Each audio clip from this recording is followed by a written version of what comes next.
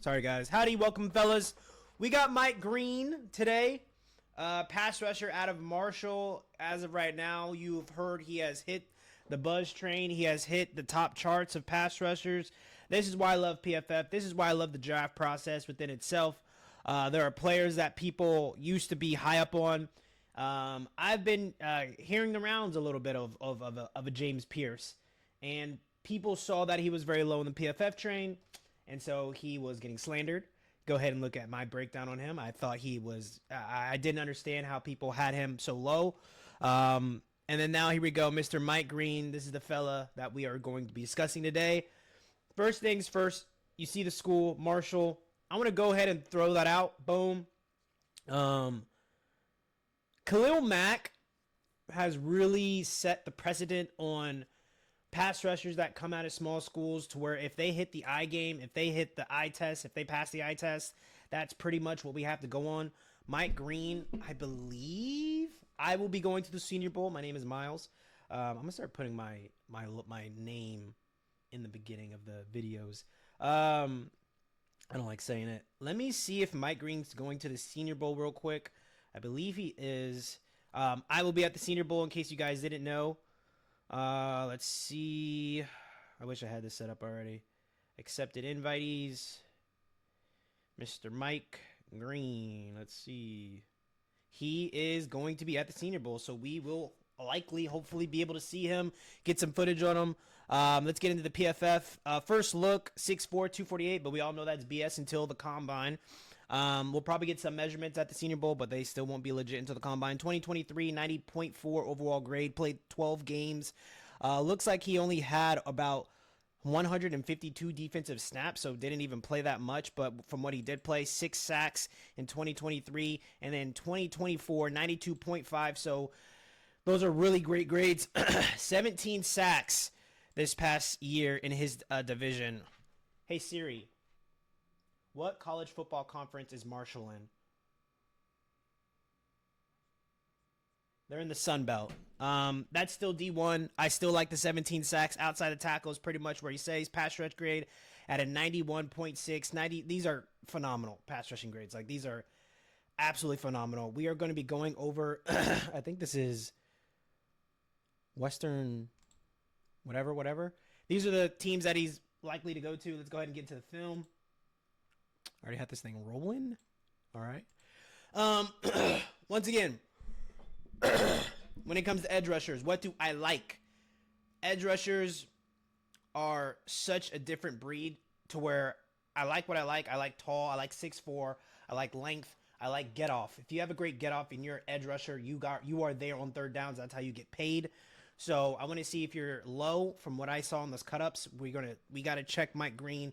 From when I did at the cut-ups, he looked like he stands a little tall. I want to see impact. I want to see aggression. I want to see you being the hammer, not the nail. There's all types of things when it comes into the edge rush. And you just got to be the bully. I just want to see bully ball also with my edge rusher. So here he is right here, number 15. As you can see, he is a lot bigger and more athletic than a lot of these guys. Here we go on hit. Okay, just a overall great defensive play. He is not necessarily in the impact here, but, you know, look at him move. Look at this little on hit.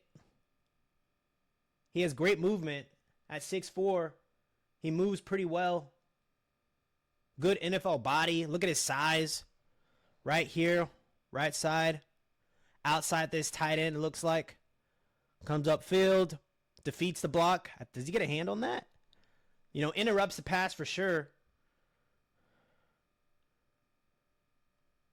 Stretches outside to the wide 9. Right outside this tight end. Go get the quarterback. Defeats the block. Yeah, he gets his hand on that. He gets his hand on that, boy. Active hands. We love that. Here we go. It's like a passing down, shuffle, play it slow, play it slow. Any work coming your way? All right, I just like that aggression there. Go ahead and put that offensive lineman on his back. So, I mean, we got cerebralness, like he's not reckless. The quarterback came back his way. Ooh, good pass and catch. No reckless abandonment, staying to his assignment. Here he is outside the left tackle. See what he got here. Good. Boom. Bully ball. This is what I'm talking about, guys.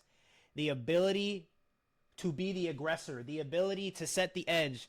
This is officially Mike Green's like line of scrimmage.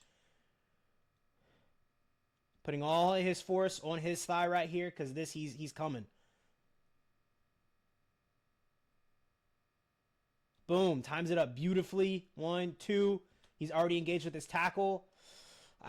He's starting to extend right now. We got a hold right here. Able to get to the ball carrier. He reestablishes the line of scrimmage. He creates a new line of scrimmage immediately right here. Look at his counterparts. That's another thing with these top edge rushers.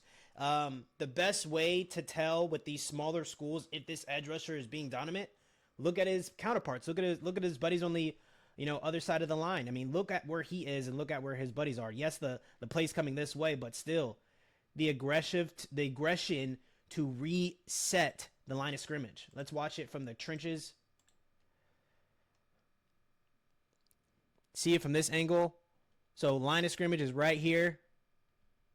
Watch where he changes it now. Boom. Right here. That's so much for the running back to, I mean, it looks like there's no gain, right? No gain. 3rd and 12. And so when you guys see, also when you see the time, that means I let the play go. That means this is back-to-back plays. That means something good is about to happen. 3rd and 12, he means he gets to go. They're just going to run it. 3rd and 12. So he kind of gets lost in some trash here. They're not expecting it. So this more than likely is a passing defense. 3rd and 12. And they're going to run it right at the gut. Yeah, they're not really clashing too many lanes. Yeah. I mean, that's a good play call, I guess. 1st and 10. That means they got it. All right, here he is. Head on. Boom! Okay. So here he crashes in. It looks like he's head on the tight end, right outside the shoulder of the right tackle. And this could be assignment, guys. I'm not necessarily going to say, this is something he needs a slow read. Possibly. We do see a nickel corner out here. Maybe he's supposed to have quarterback. A lot of times with zone reads, that's how it is. It'll be the edge and a linebacker, edge and a safety, or it could be edge and a nickel. One gets the ball carrier. So, I don't know, more than likely. I mean, if it's option this way, I would have to say Mike Green has to stay on the quarterback, possibly here, and then the corner would have to go get ball carrier. It just looks like the assignment was for Mike Green to go. And the corner was supposed to be there for the quarterback. I'm not exactly sure if that's something where Mike Green has to slow play it. We don't know the call here. This just looks like... You guys let me know in the comments. I don't know. That just looked like that his assignment was to go get the ball carrier. I don't know necessarily if he was supposed to, slow play that, shuffle it, check to see if the quarterback's going to keep it or not. Here he is on the top. Boom. There he is being the aggressor. Again. Realigning the line of scrimmage. This is so great. This is going to be a way better view. He's outside all of this mess. He has 2 tight ends to his side. More than likely, he already knows the show's going his way. This is clearly the strong side. So whatever they want to do, it's going to be to the right side of the field. So his assignment, more than likely, is to blow this mother effer up. And he does it beautifully. Sees a puller coming. Boom! Blows it up immediately. Causes the running back to backpedal 2-3 yards. And he sees his counterparts coming to clean everything up. Freaking amazing. This was all done by the hands of Mike Green. I want to see this angle again. Sets it down. Boom. Sees this puller. Blows it up immediately. Resets the line of scrimmage. And then the gang gets all happy and giddy and everyone's lit. One more time from this angle. Just watch his aggression. Sees the puller. Boom! That is a big boy. Regardless of the school in which this guy is from, that was a big boy to just clean his clock. Right here outside, that left tackle. See what happens. Boom. Sees everything going down. He sees this puller. He's just going after the running back, I guess, here. Boom! That has to be the call, guys. Because it's the same thing right here. The quarterback, Mr. Crawford, could pull this. Mike Green's assignment has to be you crash on the running back every single time. This linebacker is covering for him to where if this quarterback keeps it and pulls it, it's this linebacker's responsibility. Look at him. He's staying there. He's shuffling it. Linebackers got it. Mike, go get the ball carrier right freaking now because you're fast. You have incredible first step. Look at his step. This. Why would you ask him to shuffle? This is probably S tier coaching. Why would you ever want this type of talent to ever sit and wait? I don't think TJ Watt ever shuffles. I think he goes and dives and gets it. Same for Myles Garrett. And the only reason those two dudes I know so well because of that I deal with them constantly, and I never see those guys shuffle. I always see them dive in to get the running back. So I mean, this is preparation. This is good game scheme, but also you saw that linebacker was there to cover for any type of noise if the quarterback wanted to keep it. Beautiful, beautiful. And once again, we've seen it on every single snap. Mike Green is getting help his way, right? Whether it be a tight end, two tight ends, the running back to his side. There has not been a tackle situation where it's one-on-one. Once again, boom. I mean, I don't know. I don't know what this offensive coordinator is thinking. I mean, clearly this offensive coordinator hates number 8. We're going to put Mike Green on an island. We're going to tell this poor tight end, hey, block a potential top 10 pick. Good luck, buddy. Good freaking luck. What is this?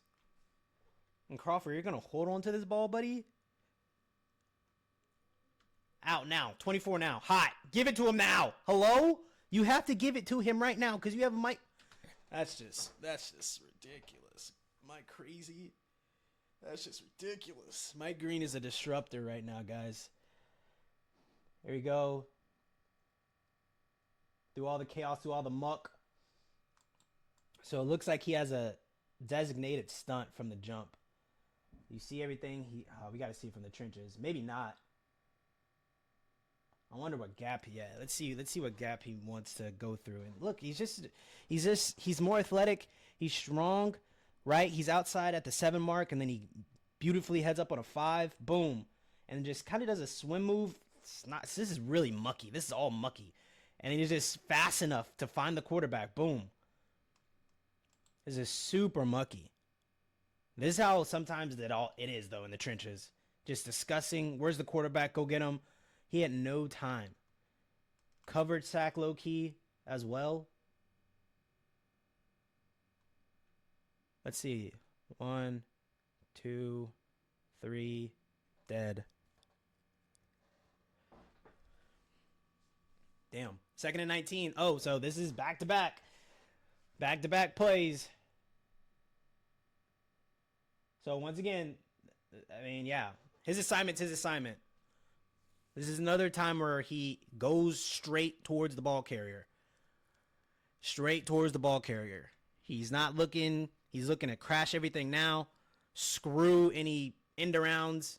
The defense is there covering everything up. As I'm doing the cut-ups, I'm like, okay, I'm going to keep these plays in because clearly he's not covering the outside. He's not doing his job. I think this is where on special teams. Oh, this is a Hail Mary, and he gets the sack. Boom. Once again, this is like a Hail Mary opportunity for them. 4 on 6. Mike Green has he just runs around everybody. So that's stunt, man. That's gonna be okay. Yeah, that's just beautiful stunt work. He can move lateral. Let me see. Does he go upfield first? He just does one step and then just laterally just pushes everything outside and gets the quarterback. Rounds everything outside that tackle.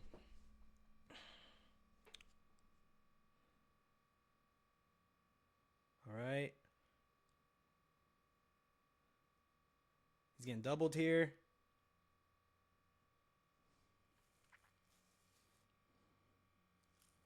Let's see.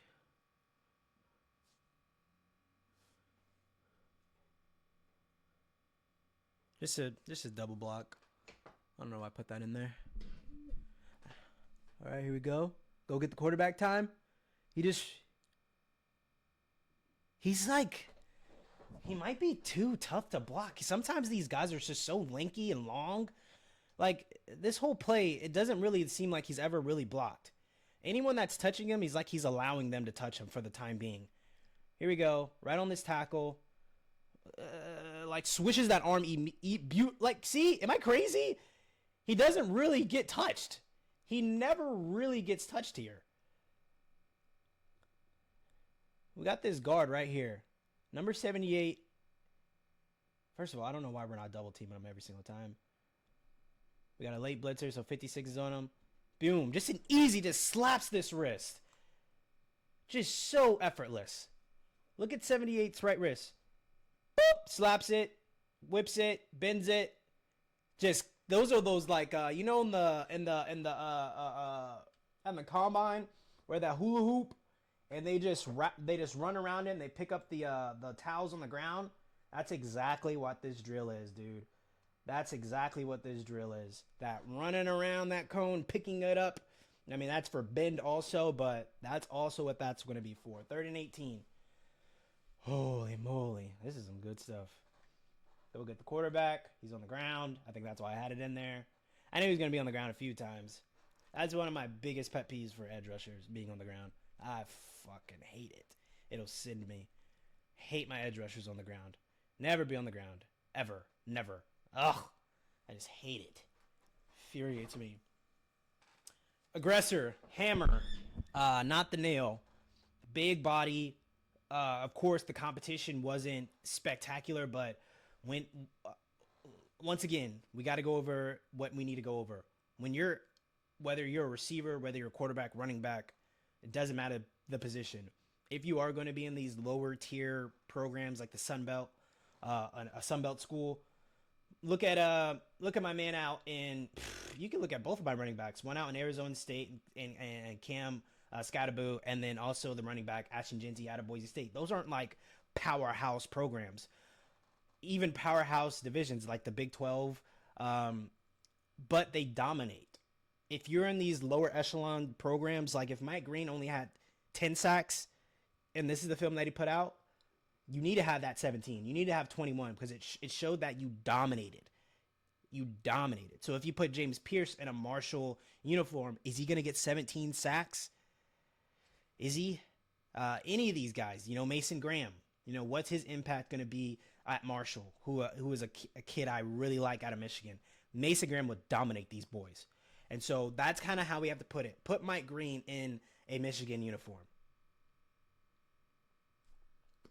Where does your brain go? What do you start doing in your head when you put him in a Penn State uniform and he was on the opposite side of, Abdul Carter? Of course, that is OP as hell, but, give Mike Green some grace there. I don't want people to really knock him for going to Marshall. I want you to see him in a different uniform. What were we at the time? Okay, we're at 18 minutes. I want to put him in a Texas uniform, put him in an Oklahoma uniform, put him in a uniform where he has D1 big time NFL talent around him. But even in that regard, I think he did phenomenal. We saw all of these grades really flourish for Mr. Mike Green. It all checked out in my book. You guys let me know what you like about him. We'll see you on the next one.